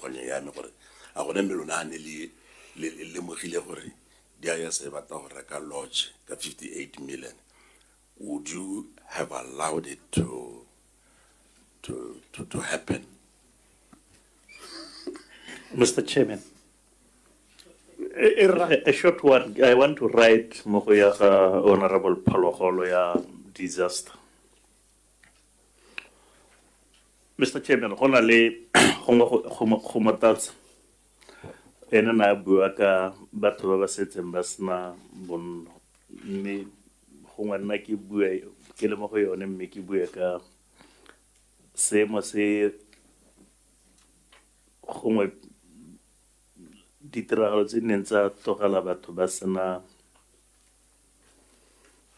gope ko gore go sena gope ga ba tsamayang teng like ditsela, mme le gore gongwe ne go pula e ne ithetse bridge kana culvert ya be e kgaola molapo o kgaoga, go bo go raya gore ka gore ga bana madi go sala hela go ntse jalo. So ministry wa ditsela le one ga ona madi, ke re gongwe mo seemo se ntseng jana ba dilo tse ba di akanya jang go apele ga se gore gongwe ba ka leba gore gongwe bogolo ba ka busetsa situation ha e neng e le teng. Ke a leboga Mr. Chairman. Tota yana ke togelela mamorekisi ke a bohelo e re tsena mo dikganyeng tse dingwe. Thank you, Chairperson. I think tota kganya ya Tautona Lodge, Honorable Monaheng. Like I said, if it was in the current dispensation ya Procurement Act ya Humpieko, it would have passed through the processes and we would have assessed it. because there are so many other projects that come to more than 58 million. It's a long where they would have the justification as to why they are procured. And if the justification was adequate and it has had to pass through all the processes of assessment, I wouldn't say we would have said no, because, or would have said yes. It would have just depended like all the others. Some we reject, some we ask people to go and give more justification, some we approve. So it is very difficult to try to answer a question, but the bottom line is that every procurement that comes goes through processes of assessment and alignment with the law, the PPRA Act that we are working through. The PPADB Act in the had given a specialized body, I think it was called SPADEC. SPADEC had the right in their own rules and regulations that they had to assess every procurement that was put before them. So, Honorable Shima, Uncle, Uncle, I believe they had followed that procedure. But like I'm saying, I would really rather allow them to come and justify why they thought at the point in time it was a prudent decision to make to procure. Disaster management, sir. The office is a very small office that facilitates the minister in the structures of disaster management response. Disaster management response is categorized according to the level of disaster that hits the country. That we facilitate the office of the minister to say this level of disaster is a national or a sectoral or a regional. And the disaster management response is led when it's a national. The committee, according to the definitions and the laws of the policies that respond to disaster, will actually inform the minister the level of response that's needed. And the past disasters, the floods, were straight away classified as national, which provoked the clause the technical committee that is assisting the minister at the highest level, co-chaired by Commander Defense Force and Commissioner Police, with all the relevant departments, were kicked in. And then there is the sectoral ones still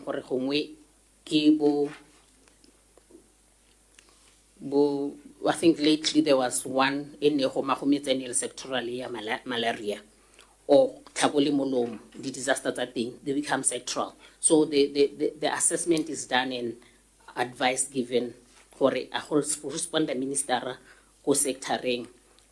Then is it a local level disaster?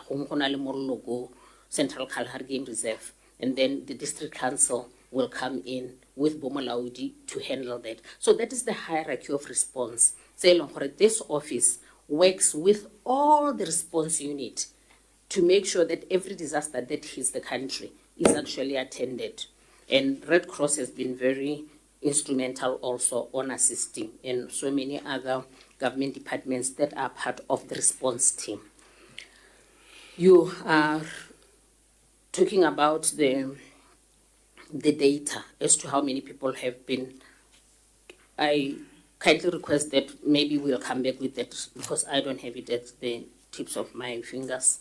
Honorable. So you respond, and the aftermath, who takes care of that? As an accounting officer, are you also? Yeah, thank you. I was going to come to that, sir. I think it's the question also that was a follow-up from Honorable Lisette.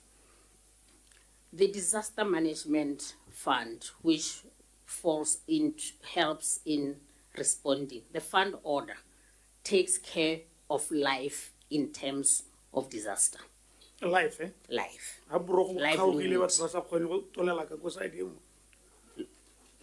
agree it's immediate. Can I say how immediate abato ba safe? That is the first call.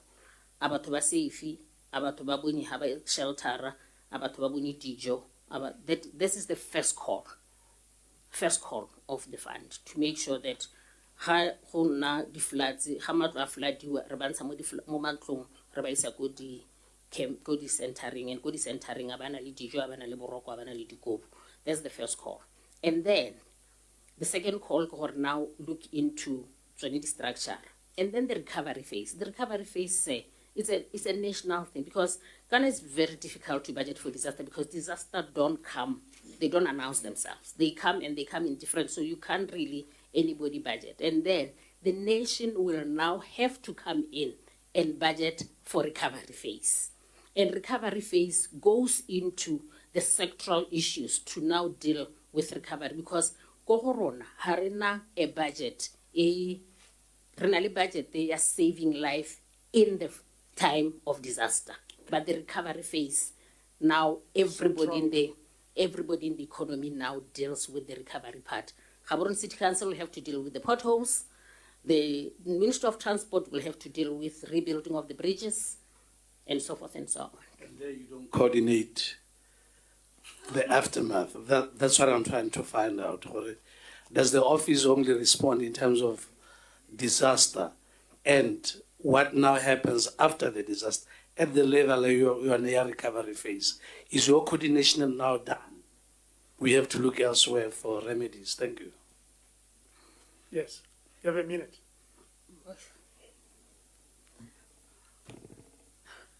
She wants to save lives. After that, then it is up to the ministry. It's a coordination effort, say. I don't think I can just say, it's a coordination issue, but at the same time, because this is the nation responding, Ghana. It's the nation responding, and the nation should quite really be aware. Not the office. Once you get to the coordination of the disaster management, the coordination of the disaster lies within the Office of the President to coordinate in terms of disaster and ensure that life is saved. Once you have saved life, then there will be a broken bridge somewhere, potholes and other things. There now you leave it to ministries and departments. Nna ke go tlhaloganya gore yalo a kere gore yaanong ga e sa thola e nna kgang ya bone ga bana budget yaanong council the ministry, they will not coordinate now. I mean, from what she's saying, I think we are done with the first part of our interaction, particularly the executive summary. It has taken some time, and it should take a long time, because really you are dealing with a very important, very powerful ministry of state president. And thank you for the responses you have given, and thank you for the questions that members have asked.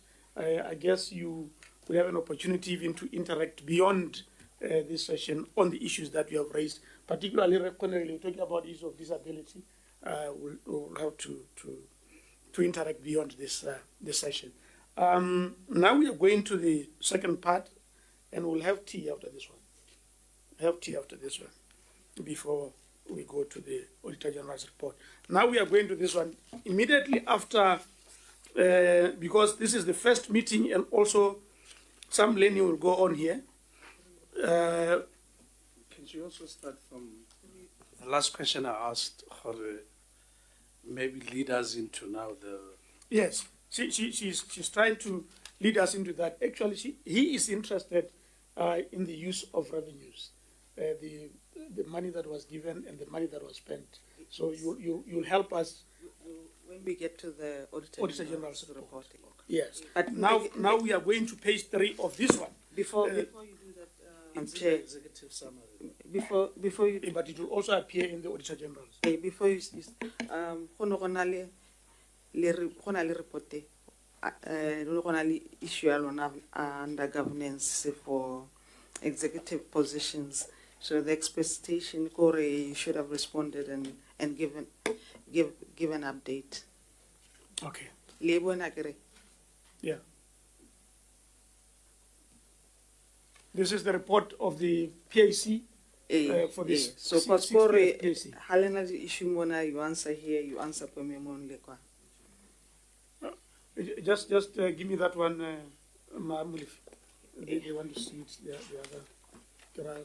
What the report in this is the PAC report, right? Yes. They just want to show them this. Okay. Yeah. There is the PAC report. Was it in our files? I mean,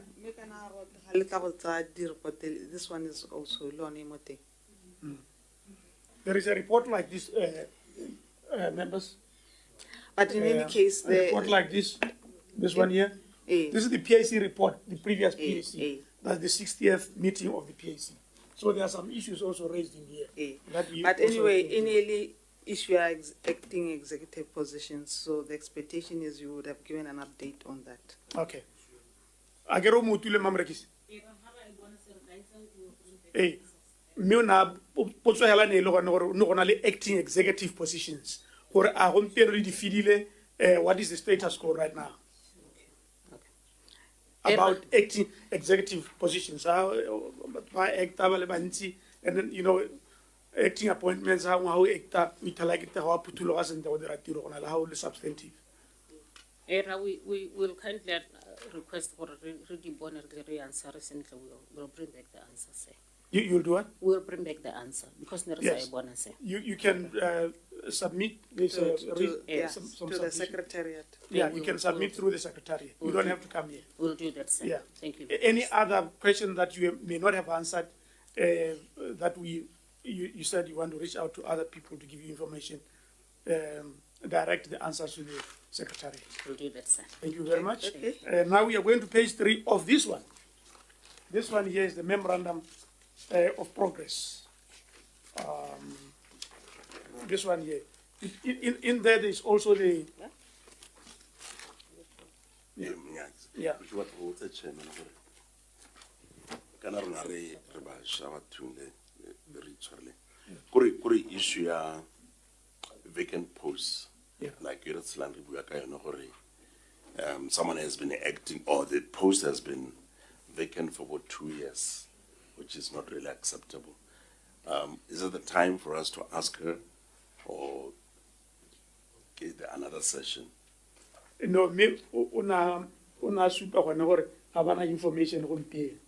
Actually, Mamuli was indicating that they should have responded, but they have not because they didn't get hold of this report. So they are going to give us written submissions. Or you had something around that one?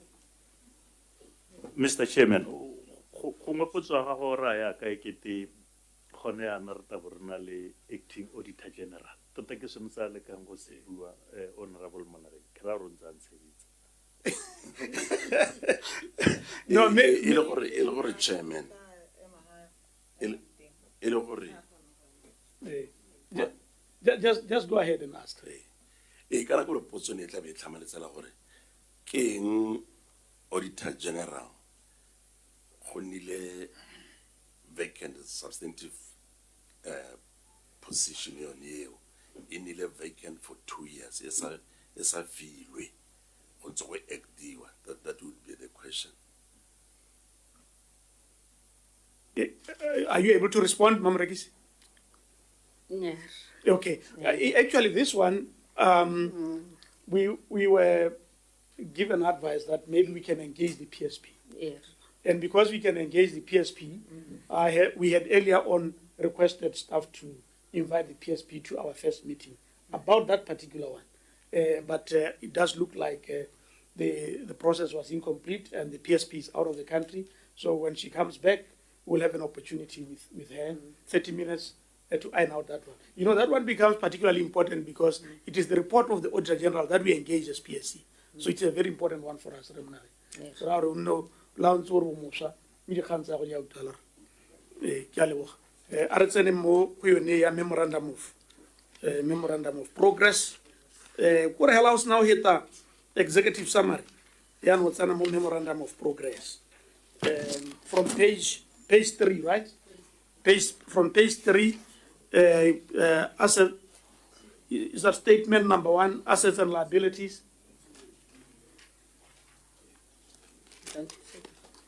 Do you all have it? Yeah. Do you have it, Honorable Singh? No, I don't. You don't have it. But you know, immediately after the executive summary, then we have those figures. Just immediately after the executive summary. You have it, you're set. Do you have an extra copy, Tao? This book. Hmm? Do you have this? There are too many books here, Honorable Mnari. Too many reports here.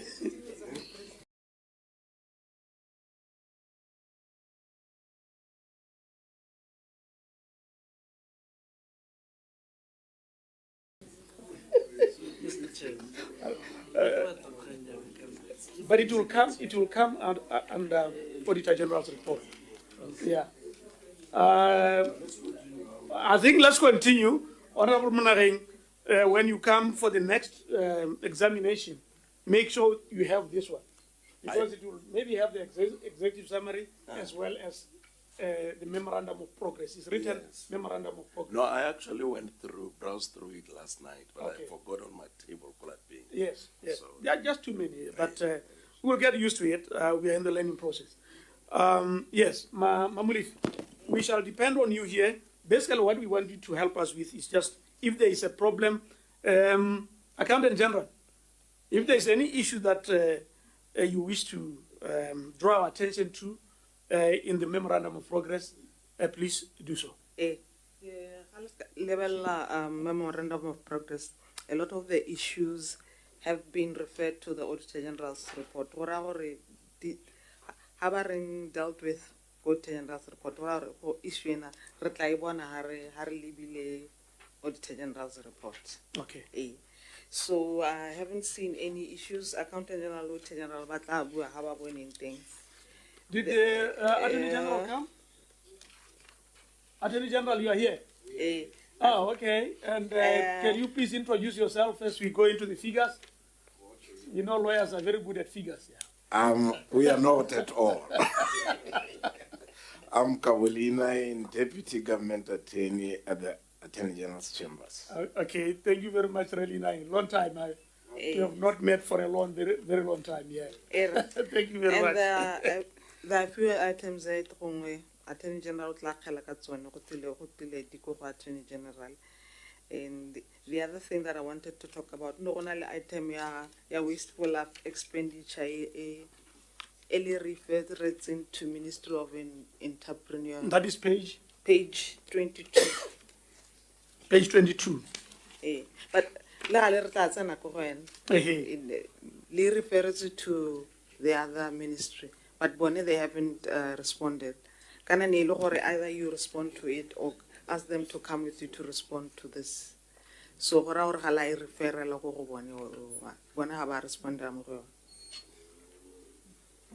But we did discuss it with them, ma'am. We do have, even though we had written to say, strictly speaking, the whole ministry was, and the whole mandate was transferred. But we do have him. He's outside in case he was needed. Which particular one? Page 22. What is it talking about? It was talking about wasteful expenditure. It's from previous one, page 22. That's fine. We'll look at it. 22 years. Oh, sorry. Page 22. Page 22. 18, 19, 20. Yes. 22. Okay. Thank you very much. We got it. Have you? Do you all have it? Honorable Chair. Through you said to the technical advice, are we not going through those that we would have them so that they are closed? If they are? In the or what we're going to so that they can be closed. What we're going to be doing is that I get also we've checked them. Accountant General has checked. Accountant General no comment also. Comment. Okay. Otherwise, if it's cleared, that means it's closed. Okay. And then if there's a balance, it's a memo. Okay, thank you very much. But you see, Mamlif, maybe you also want to, for the benefit of all of us, we are almost all new here, just to explain when it says cleared, what does that mean? Does it mean it has been concluded so that members could be able to have an idea? Chair. Clear it's concluded, like if it was a balancing in Tseliteng now it's good. Okay. So if it referred to the Auditor General, The issue will be there. would be raised again there. Within the. Yeah. Sometimes it's confusing because you then get names here, then you get other names on the same, Okay. the other report Okay, as well. Accountant General. Yeah. Yes. Thank you, Chair. Nekerhela, for the benefit of the new members. Ketzalo Baurintate Lumehela. The close means horror is not coming in the next settings. And then Harry dealt with, we are moving whatever it is, whether it's in the memo or in the to the Auditor General's report. Hela just maybe to save on time as well. I discuss a bit. That's what dealt with means. For example, on page 3, Usina. They have moved it to the Auditor General directly to page 3 of the Auditor General. So that's basically what it means. I wanted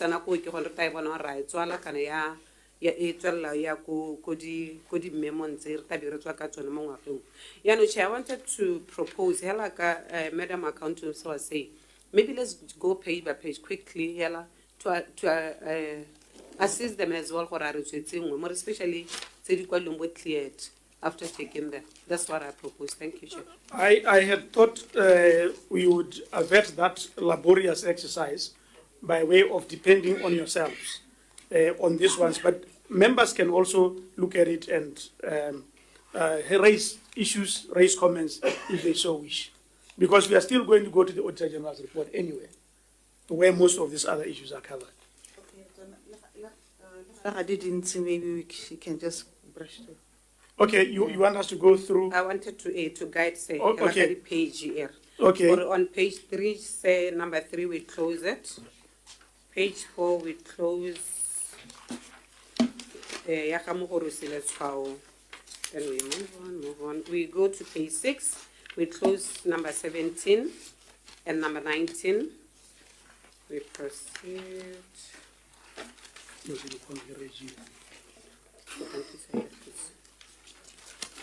We are at page 6, right?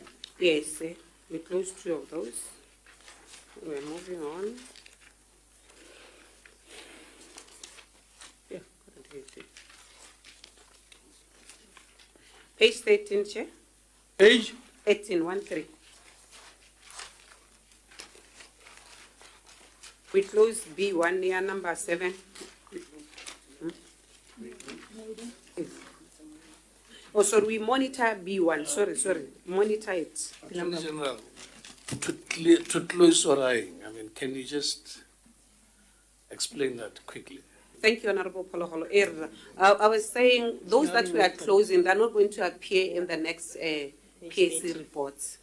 It means they've now been cleared. The ministry is not going to submit them again in the subsequent settings. Are we the ones to close that, or because we have some saying our comment is cleared? So I take it that is an indication of a matter that does not exist going forward. So why are we the ones now to close when some issues or some matters have been cleared, therefore closed in my understanding? Thank you, Chair. The technical advisor will also advise. The reason why they clear them and not close them at the time, are you happy with, such that you can close them? Because the attachments, then that matter will not be closed by the PAC. Thank you. So what's the basis of closing the ones that you are taking us through? Blanket clearly we are saying closed. No, we said closed because we then look at the evidence contained on this one. Like the chair na kopor ngwekili leader saying were we happy with as the accountant general and as the auditor general, just to guide the committee to say now this one we are happy with the evidence, we can close it. Thank you very much. The evidence is here. Thank you, sir. Yes, we are at page 13. You are saying something about page 13? For page 13, I was saying we should monitor it. So we are carrying it to the next. Okay. Thank you.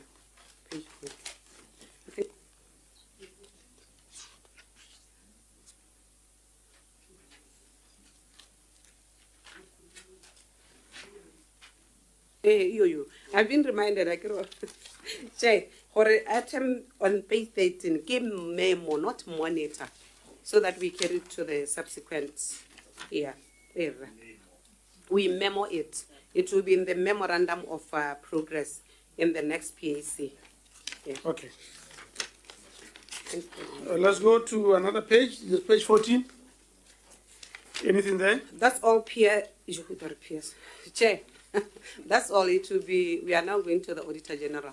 Okay. Everything has been referred. Oh, no, she has something here. Before we go to, Oh, you. let's go to the, before we go to the Auditor General, let him come answer that para 40. Oh, the person who was supposed to answer on page, that was page what, 22? 22, yes. Yeah.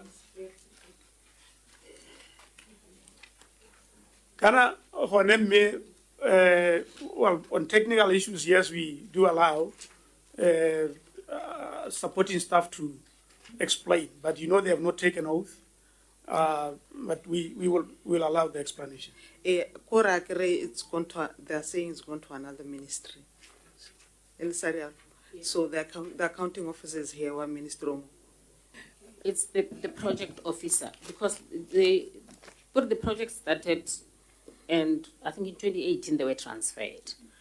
So a lot of issues in the last PAC, we answered those that were directed to us, and then the PAC is asking for an update. That happened when the transfer had happened.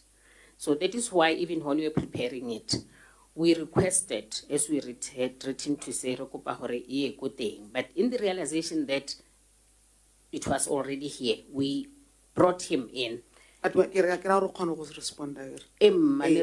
can respond. Respond through the chair. Okay.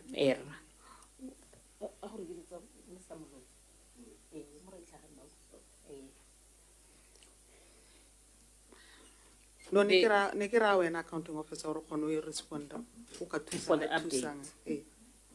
We're not going to respond for the update.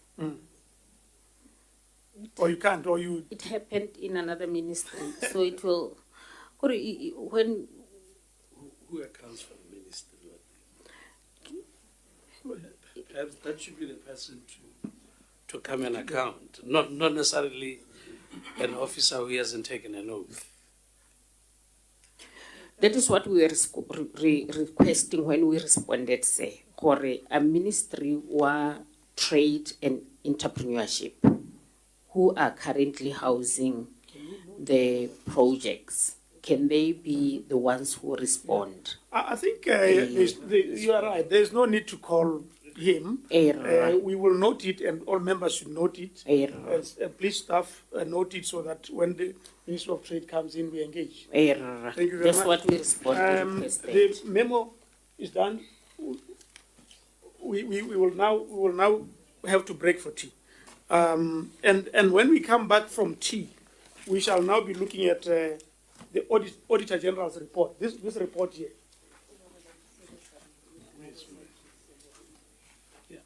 This one here, the Auditor General's report. But you see, we also have the Auditor General's report. This one are just responses from the ministries. But we have the Auditor General's report. Would you have the Auditor General's report? There's a copy of that one. Huh? You have a copy of the Auditor General's report? Yeah, just give me that one. Yeah. Auditor General's report. That's what we are going to from tea. Thank you very much. You are being invited for tea, Chief Accountant and PS. And when we come back, we shall be looking at the Auditor General's report. Yeah, we can go for tea.